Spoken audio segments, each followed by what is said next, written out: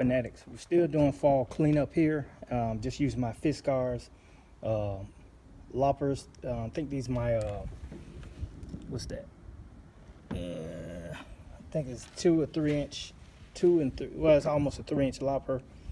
Hand shears and my Spectracide pruning seal. Hey, another thing. This is normally $4.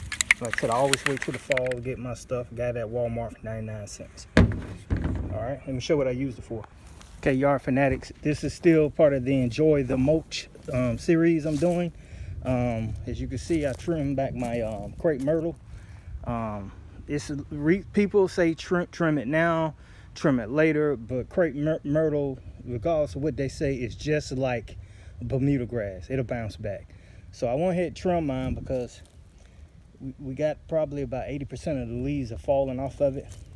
I'm gonna take these leaves, I'm gonna blow them back out into the yard, and that black stuff is that seal spray. And normally when I do mine, they'll tell you to cut, that part off, cut the limb off, and spray that tip. I spray the whole thing because it's not gonna hurt. I protect the whole thing all the way around. Look, all the way around. So I'm gonna spray these leaves back out. I'm gonna get some of that organic matter out there. The part that's in here, I'm leaving that in there. I'm gonna let that naturally dissolve. But I always try to blow these leaves off my my mulch, so you can still see it. We don't want to cover it up. That's wasted nutrition for your lawn, that if you leave it there and you just let it break down there. So we're gonna blow it back out on the lawn. I'm gonna throw those away right there. Then we're gonna come through here and mulch. Probably have a little small video showing me mulching up the back there.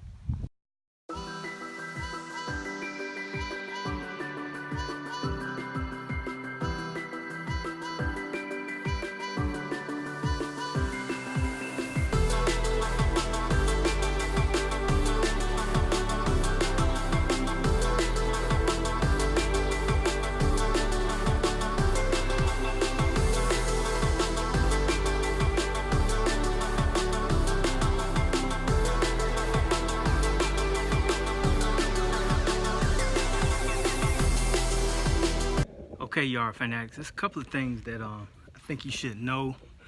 Right now, like I said, I'm mulching my leaves, but remember I said this once before. If you are,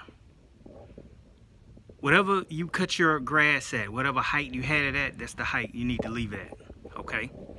Now, here's the exception.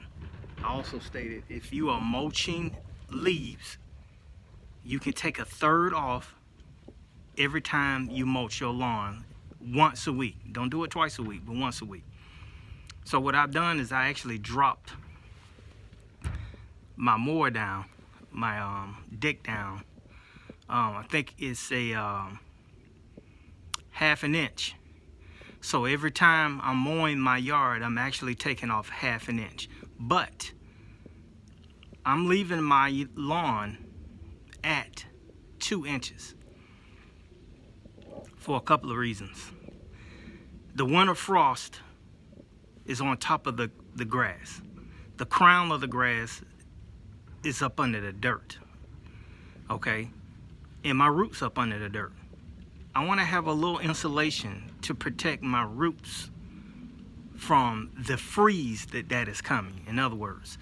So when I'm trying to bring it out of dormancy ahead of time, I don't want my roots cold. In other words, think of it like this. If you're in the bed and you don't have the heater on and your house is actually freezing, if you put 1 blanket on, that may keep you warm. If you put 2 blankets on, you might be comfortable. If you put 3 blankets on, it might be perfect. So in other words, my roots won't actually freeze. If you have cut your Bermuda down to 1/2 inch or 1 inch, it will respond, but it may take a tad bit longer to come out of dormancy because the ground temperature is different from the temperatures that's above the ground, the temperature that me and you are experiencing. In other words, If it's 50 degrees outside, it may actually be 46, 45, 44 degrees on your ground temperature in your Bermuda lawn. If you have a tad bit insulation, those 2 to 3, 4 degrees, you can actually help make your yard come out of dormancy if the roots are not necessarily frozen. So when springtime comes around in March, Bermuda grass generally doesn't get green until May. But we're pushing for April, and we will start our activity during March, if that makes any sense.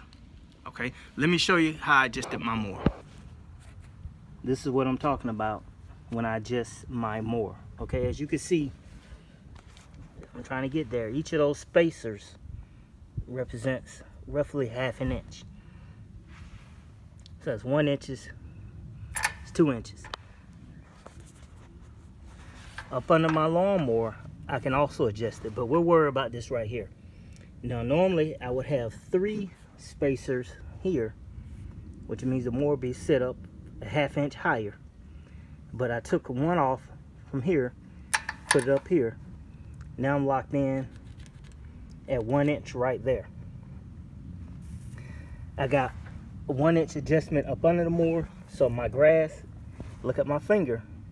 Remember, each of these notches represents 1 inch if you don't have a tape measure. Stick my finger down in there.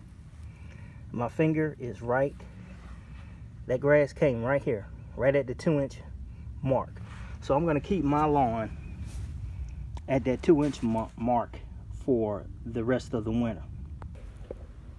Okay, Yard Fanatic. Now I know some of you guys will probably be saying, hey BYD, wait a minute now. You just told me to leave my yard at the height that I was cutting it at, and I listened to you. You did the right thing.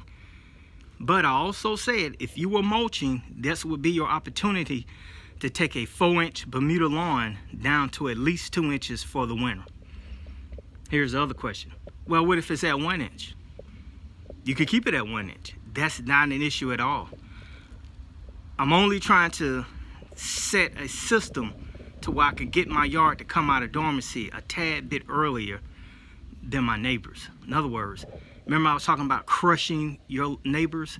This is a part of crushing your neighbors, to get your lawn to come out of dormancy a tad bit earlier than theirs.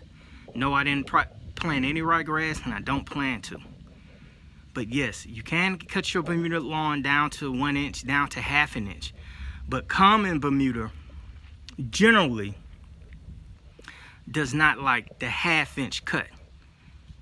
1 inch is basically where you need to keep it at. Those boutique grasses, Bermuda grasses like Tiffway, Princess 77, and the higher end Bermuda grass can be cut at ½ inch. And I suggest you try to keep it at ½ inch. But look at some of my other videos and you'll understand why I say cut your grass at these particular heights if you have these boutique lawns and if you have a common Bermuda grass. So, added benefits of cutting it, mulching it now. Right now, my temperature here in Georgia, almost December, end of November, is at 60-something degrees. So this grass will break down and provide those nutrients my lawn is looking for. It also acts as a thin insulation. Now, each time you mulch your lawn, you are adding more soil, more compost, more beneficial microbes to your lawn.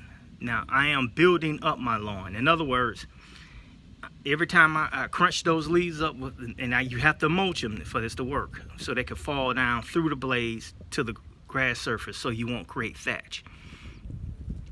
Once they break down, my yard, it's like you're adding a little piece, like an 1/8 of an inch every time you mulch your leaves, if your entire yard was like that. I'm mulching leaves and lawn at the same time. So one way you could tell is, I suggest if you got your lawn at 2 inches, keep it at 2 inches, okay?